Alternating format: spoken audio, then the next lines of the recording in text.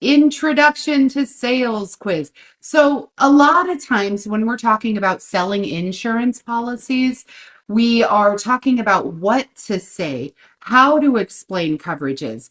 But this game really is more about mindset. How should we be thinking when we're speaking to our policyholder? So let me know your thoughts on this. However, our first question for the intro to sales game. What is the primary goal of a sales call with a potential client, right? Especially the first one. So when you're speaking with a potential policyholder over and over and over again, it can feel more natural. But that very first phone call, it's as if you're speaking to a stranger, right? So navigating the conversation can be a little bit difficult. But if we're thinking mindset, then it kind of, and if you think like a friend, right, you're doing some shopping for people. So again, if you have an answer for this, you can drop it in the comments. Let me know your thoughts. So primary goal of the first sales call with a potential client. Is it close the sale immediately, build rapport and identify their needs, educate the client on every product you offer, or talk about your own experience in the industry? Which one? I should have put on the Jeopardy theme music, but if we post this to YouTube, I don't want to have to take it down. So the best answer here is going to be building rapport and identifying their needs. So we've heard it over and over again. If you've been in a sales position at any time in your life, it's going to be building rapport. People don't care what you know until they know that you care, right? It doesn't matter what you're offering. If it's the last house on the street, the last car on the lot, the last ring in the jewelry case, it does not matter. So make sure you're having that conversation, you're identifying their needs, and along the way, treat them like a friend, and you will end up building rapport. I'm also really big on taking good notes. Okay. Which of the following is the best definition for a qualified lead? Is it somebody who follows you on social media, a friend or family member that might want insurance, a person who has a need, an interest, or an ability to purchase, or anyone you come across in your day-to-day? Does anybody have the answer for this one? Remember, we're thinking like a friend.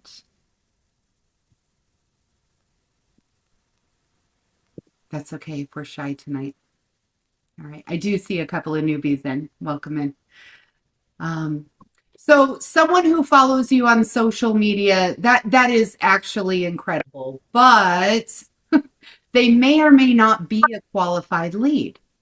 If someone follows you on social media, but you have a product that is not of interest to them, as an example, you are selling Medicare, but maybe the person is 25 years old. It does not apply to them. They would not be considered a qualified lead. A friend or a family member who might want insurance. Yes, we all want and need insurance, especially if you own something. And most especially if you have a loan, you need the insurance. But as we have talked about in the past, friends and family members may not be your best leads. Sometimes they can be a little on the needy side. Extra, I think was the word that was used. Extra. A person who has a need, interest, or ability to purchase the insurance. That is actually the right answer. They have to have a need for it, right? We can't sell auto insurance if they don't have a car to insure. They have to have an interest. They must own the item. I cannot insure my brother's car. It is not in my name. It makes no sense for me to try to sell a policy on that. And the ability to purchase insurance. As an example, if I'm offering life insurance to someone, but they don't have the ability to purchase, we're paycheck to paycheck. And there's no shame in that. There was a time I was top ramen and hot dogs. So there's nothing wrong with that. But a qualified lead has to have the need, the interest, and the ability. Anyone you come across in your day to day, they might be a nice contact because as we read, we did book of the month club, and our book of the month in January was Magnetic Allure. And as we learned from Aaliyah Rogers, you don't know who your best referral sources would be. So referral sources would be anyone you come across in your day to day, but that does not make them leads. Okay. Maybe we'll have another day where we talk about referral sources. That's a good idea. I'll make note. Okay. What is one of the most common reasons clients hesitate to buy insurance? Is it because they don't believe in insurance? It's a scam, right? We don't believe in insurance. We don't want to cover our assets. Is it because they're too young? Maybe they're not old enough to buy insurance. And I guess that would be true for young drivers, right? And in most states, anyone under the age of 18 cannot have their own policy. They cannot get into a legal contract. Is it because maybe they don't fully understand the value? Or they purchase from someone else? Okay. If we are shy, that is okay. You can also drop your answers in the chat box. Okay. Traditionally, it's because they really don't understand the value, right? And we see this happen an awful lot with life insurance. When someone passes away without life insurance, we see all kinds of things. We're seeing GoFundMe's, we're seeing can we help with burial expense, these kinds of things. And that did actually happen when I was younger. My husband at the time, his father passed away. There was no life insurance. There was nothing to help. And we were in our young 20s. We were scraping to get together the money for burial, and it's not cheap. So traditionally, it's because they don't understand the value. And I have to admittedly, at the time, neither did I. Okay. There we go. Which of the following is a productive response to a client objection? Like, I need to think about it. So insurance really is a sales position. However, it's also an education position. So if there's an I need to think about it happening, it's usually because there's an unanswered question. So how would we answer I need to think about it? Okay, I'll check back next year. This one actually, it works sometimes. I can put it in my little note if I can't close the sale. I'll put a little reminder in my calendar, and I get notifications all the time for people I quoted last year. So like a piranha, we don't let go. What specifically would you like to think over? Okay, this is the answer to I need to think about it. That's fine, but this is a limited time offer. And as we've talked about during other power hours and during courses, it's not the last house on the street. It's not the last car on the block. It is insurance. They come up for renewal every 6 months to a year, depending on the policy. So there's no such thing as a limited time offer. So we know that answer is wrong. And then number 4, why are you wasting my time? Sometimes we might want to say that, but that is definitely not the right answer. So what specifically would you like to think over? Another way to say that that's maybe a little softer would be, what kinds of unanswered questions do you have? Okay.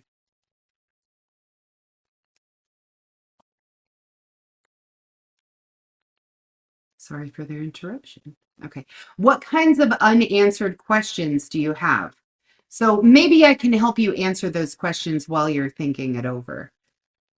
Something along those lines, any variation thereof, make sure they're in your words with your heart. Policyholders, customers, clients, they can hear authenticity. You either mean it or you don't. There's something that goes off in our brain when someone doesn't mean it. So any variation of this, what is it that I can answer for you? Okay. I feel like I'm giving you all the answers. All right. Here we go. What is the number one skill new agents should develop to become successful in sales? Is it memorizing product features, cold calling from random lists, listening to the client, or aggressively promoting every product? Anyone have an idea?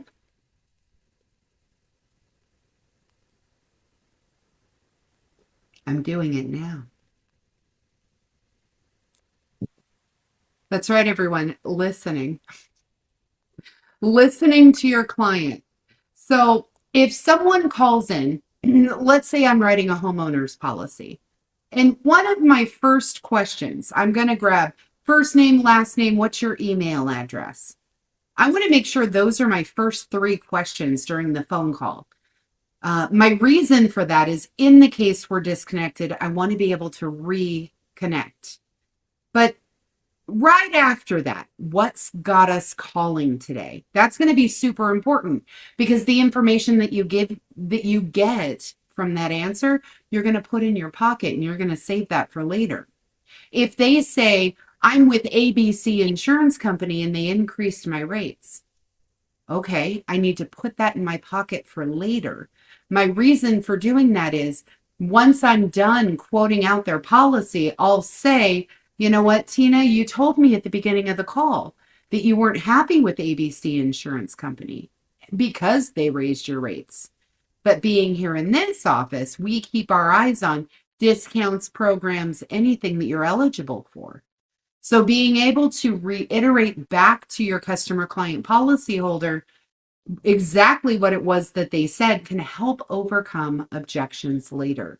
So listening to your client should be the number one thing you do, the number one skill. Okay.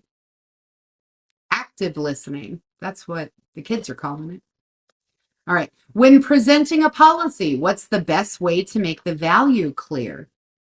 So again, just like we saw a few questions ago, because they don't understand the value, sometimes, I mean, always, it's on us to make that clear. Do we use as much technical jargon as possible? Do we compare our prices to other agents? Because remember, not all agencies are created equal. That's the truth. Do we focus on how much commission we earn? Or do we tie the product benefits to the client's specific concerns?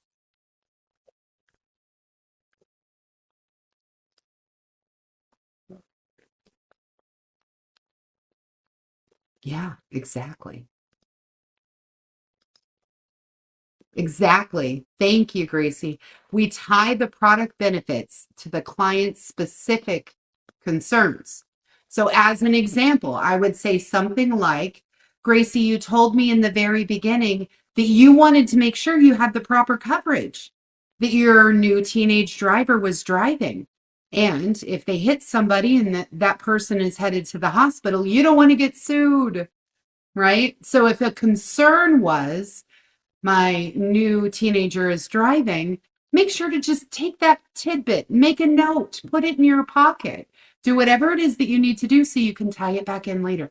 Thank you for that. Absolutely. Okay. And there we go. Okay. What does the phrase facts tell, stories sell mean in a sales context? So clients prefer fairy tales. That's fun, but not true.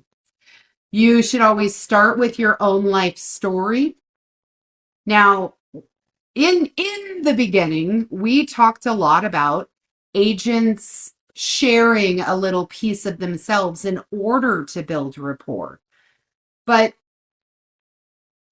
let's keep going. Stories create emotional connection and show real world relevance, or facts are unimportant. Yeah, stories do create emotional connection and show real world relevance. So, as much as we want to build rapport, we want to connect with our policyholder. As I'm going through, I ask, do we have any military in the household? If the answer is yes, I'm going to say thank you for your service. It is near and dear to my heart. And actually, that's how my parents met. So, I'm grateful. But I don't necessarily need to use my life story. What I can do, though, is I can use a life story I know. My big brother had a flood in his basement, in the bathroom on the second story that leaked into his basement. And with 6 kids, he was displaced. It was his loss of use that covered that. His loss of use put them in a hotel, made sure they could cook, made sure they could do laundry. So I don't necessarily have to use my stories, but I can use stories of others carefully to show the not only the emotional connection, but I can show the real world relevance as I'm selling a policy. This also works in life insurance. So if you sold a policy, unfortunately someone passed away, their family was taken care of, right? So it doesn't necessarily start with your story because, as experienced as we may or may not be, these stories may not be personal. They may not have personally happened to you, but you can use stories to sell. Okay. All right.